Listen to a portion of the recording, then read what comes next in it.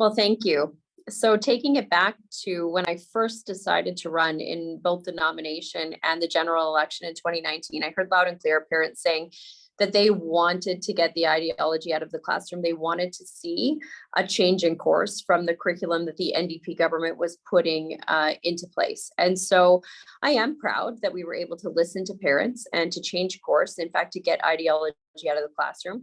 And as Brian said, there have been concerns raised about a variety of issues, although there's some areas that we did get right. A lot of the feedback that I hear is in math and reading, English language arts, literacy, numeracy. The feedback on that is good. There was really a desire to get back to that knowledge-based curriculum. I worked in the Ministry of Education a number of years back for 3 years, and there was a lot of talk back then about new math. That discussion I still heard about at the doors a couple of years ago. So in some areas, we did a good job on that. Financial literacy as well was something that a lot of parents across Alberta thought was really important, and good feedback on that from teachers as well. We didn't get everything right. In fact, even on the financial literacy, some teachers have already said, we really like the content.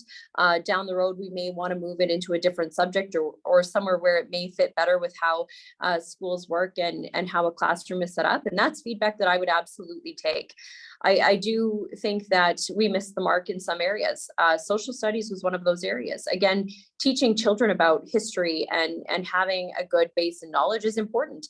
But again, it was the age appropriateness, as Brian said, that was often raised. And as a parent of 2 young kids, 7 and 4, I can see where that feedback is coming from. I respect it. And I think, while we want to move forward and we've got to make sure that our curriculum is in fact modern, up to date, that it isn't full of ideology, but in terms of really being based on the knowledge that kids need to have to succeed in their future, we do have to make sure it's age appropriate, culturally appropriate.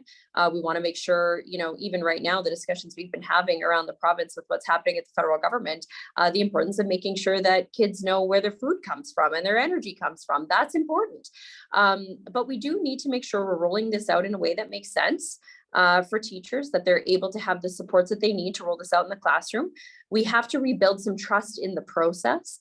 And I absolutely do want to hear from teachers and expand those feedback groups and those advisory groups, so that we can get that feedback as we move, especially as they roll it out in the classroom. But I think slowing it down was a good idea to make sure that we can take that feedback, but especially as we're coming out of the last 2 years, and we want to make sure that kids are getting caught up on things like reading and math, that's our focus right now. And I do want to say thank you to all of the parents and the teachers out there who gave their feedback throughout their curriculum process. Your voice mattered, it was heard. And that feedback is really appreciated by those like myself who are in these positions and making these decisions and trying to push this forward. So thank you.